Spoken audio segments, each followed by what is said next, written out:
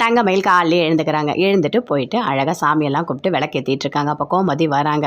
என்ன எல்லாம் முடிச்சிட்டியா? அத்தை எல்லாம் முடிச்சிட்டேன், உங்களுக்கு டீ போட்டு வச்சுருக்கேன், போய் குடிங்க போங்க அப்படின்னு சொல்லிட்டு தங்கமயில் சொல்கிறாங்க. இல்லைம்மா, வீட்டில் இருக்க எல்லாருக்கும் டீ போட்டு கொடுத்துட்டு அதுக்கப்புறம் தான் நான் குடிப்பேன் அப்படின்னு சொல்கிறாங்க. அத்தை, அந்த பழைய பழக்கத்தெல்லாம் விடுங்க, இனிமேல் மாற்றிக்கங்க, ஃபஸ்ட்டு நீங்கள் டீ குடிங்க போங்க அப்படின்னு சொல்லிட்டு தங்கமயில் அங்கேருந்து போகிறாங்க. அப்படியே ஒரு மாதிரி கோவமாக நின்றுட்டுருக்காங்க கோமதி. அப்படியே அங்கேருந்து மீனா வராங்க. என்ன காலையில் எழுந்து விளக்கெல்லாம் ஏற்றிட்டீங்க போல இருக்கு அப்படின்னு சொல்லிட்டு கேட்குறாங்க. நான் எங்கே ஏற்றினேன், தங்கமயில் தான் ஏற்றினான் அப்படின்னு சொல்லிட்டு கோமதி சொல்கிறாங்க. ஓ சரி சரி, அங்கே பாரு, யாருக்கு இந்த காஃபி அப்படின்னு சொல்லிட்டு கேட்குறாங்க. மீனா, அதுவா, எனக்கு தான் போட்டு வச்சுருக்கா தங்கமயில். அப்படியா, சரி வாங்க வாங்க வாங்க, கோவப்படாதீங்க, உட்காருங்க அப்படின்னு சொல்லிட்டு உட்கார வைக்கிறாங்க. அதுக்குள்ளே தங்கமயில் வராங்க. அத்தை, என்ன இந்த காஃபி குடிக்கவே இல்லையா? ஐயோ ஆறி போச்சு அத்தை, நான் உங்களுக்கு வேறு எடுத்துகிட்டு வரேன் அப்படின்னு சொல்கிறாங்க. பரவாயில்ல, நான் இதையே குடிக்கிறேன். இல்லை உங்களுக்கு நான் வேறு சூடு பண்ணி தரேன், இதை நான் சூடு பண்ணி குடிக்கிறேன், நீங்களாம் பழசெல்லாம் குடிக்கக்கூடாது அத்தை அப்படின்னு சொல்லிட்டு தங்கமயில் போகிறாங்க.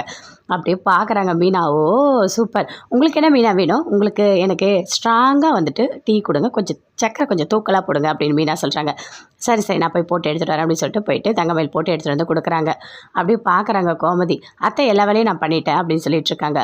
இங்கே பாருங்கள் அத்தை, நீங்கள் எந்த வேலையும் செய்யக்கூடாது, உங்களுக்கு வேர்க்கவே கூடாது, புரியுது அவங்க அத்தை அப்படின்னு சொல்கிறாங்க தங்கமயில். சொல்லிவிட்டு அங்கேருந்து போகிறாங்க. அதை பார்த்து மீனா அப்படியே பார்க்குறாங்க. என்ன உங்களுக்கு வேர்க்கவே கூடாதாமே அப்படின்னு சொல்லிட்டு மீனா சொல்கிறாங்க. நான் கூட உங்கள் மேலே பாசம் வச்சுருக்கேன், ஆனால் என்னை விட அதிகமாக பாசம் வச்சுருக்காங்க போல தங்கமயில் அப்படின்னு சொல்கிறாங்க. என்னது, உனக்கு என் மேலே பாசமா அப்படின்னு சொல்லிட்டு கேட்குறாங்க. ஆமாம் அத்தை, என்னத்தை இப்படிலாம் சொல்லிட்டீங்க அப்படின்னு சொல்லிட்டு மீனா சொல்லிட்டு இருக்காங்க. எனக்கு கோவமாக வருது, எல்லா வேலையும் இவளே பண்ணிடுறா அப்படின்னு சொல்லிட்டு கோமதி சொல்லிட்டு இருக்காங்க. பாண்டியன் ஹாலில் இருக்கார். அப்போது வராங்க தங்கமயில் சரவணன் 2 பேருமே. நாங்கள் கோயிலுக்கு போயிட்டு வரோம் அப்படின்னு சொல்கிறாங்க. அத்தை எங்கே, சொல்லிட்டு போகிறோம் அப்படின்னு சொல்கிறாங்க. அவங்களா மேலே மாடியில் இருக்காங்கன்னு நினைக்கிறேன், ஏதோ துணி எடுத்துகிட்டு இருக்காங்க. ஐயோ அத்தையை ஒரு வேலை கூட செய்ய வேணாம்னு சொன்னால் துணி எடுக்கிறாங்களா, நான் போய் எடுக்கிறேன் அப்படின்னு சொல்லிட்டு தங்கமயில் போகிறாங்க. நில்லுமா நில்லு, ஒரு நிமிஷம் நில்லு, நீ எதுக்காக இப்போ போகிற, நீ கோயிலுக்கு கிளம்பிட்ட, நீ கோயிலுக்கு போ, இல்லை அத்தைக்கிட்ட சொல்லிட்டு போனோம், இல்லை பரவாயில்ல நான் சொல்லிக்கிறேன், நீ போ அப்படின்னு சொல்கிறாரு பாண்டியன். அங்கேருந்து 2 பேருமே போகிறாங்க பைக்கில். மேலேருந்து அப்படியே பார்க்குறாங்க கோமதி. என்ன இவன் போகிறான் எங்கேயோ அப்படின்னு சொல்லிட்டு கீழே வராங்க. வந்த உடனே பயங்கரமாக கோவம் வருது. அப்போ பாண்டியன் சொல்கிறாரு, இல்லை 2 பேரும் சேர்ந்து கோயிலுக்கு போயிருக்காங்க அப்படின்னு சொல்லிட்டு. சரிங்க அப்படின்னு சொல்கிறாங்க. சொல்லிட்டோன்னே உட்காந்துட்டு பயங்கரமாக அழறாங்க. என்னாச்சு அப்படின்னு சொல்லிட்டு ராஜி மீனா 2 பேருமே கோமதி கேட்குறாங்க. பாத்தியா, என் பையனை பாத்தியா, எப்போவுமே இத்தனை நாளில் ஒரு நாள் கூட என்கிட்ட சொல்லாமல் போனதே இல்லை. தோ மாடியில் தானே இருக்கேன், அம்மா நான் போயிட்டு வரேன்னு ஒரு வார்த்தை சொன்னா என்ன, சொல்லவே இல்லை. பாத்தியா, அடியோடு மாறிட்டான். ஆனால் உனக்கு ஒன்று தெரியுமா, எனக்கு கல்யாணம் ஆகும் போது என் வீட்டுக்காரர் என்னை இப்படிலாம் பண்ணவே இல்லை தெரியுமா, எனக்கு கண்டுக்கவே இல்லை.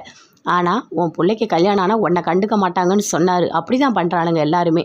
எனக்கு ரொம்ப கஷ்டமாக இருக்குது தெரியுமா, என்னால் தாங்கிக்கவே முடியல அப்படின்னு சொல்லிட்டு கோமதி பயங்கரமாக அழுதுட்ருக்காங்க.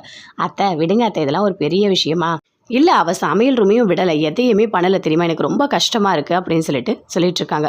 அத்தை இதெல்லாம் ஒரு பெரிய விஷயமா, விடுங்க, சமையல் ரூம் போனால் போகட்டும், ஏதாவது வேலை செஞ்சால் செய்யட்டும்னு விட்டுறணும் அத்தை, நீங்கள் ரெஸ்ட் எடுங்க அப்படின்னு என்ன சொல்கிறாங்க. உங்களுக்கு இதெல்லாம் புரியாது, புரியுதா, உங்களுக்கும் ஒரு குழந்தை பிறக்கும், அப்போ உங்கள் குழந்தை உங்களை மதிக்கலைன்னா உங்களுக்கு அந்த வலி தெரியும் அப்படின்னு சொல்கிறாங்க.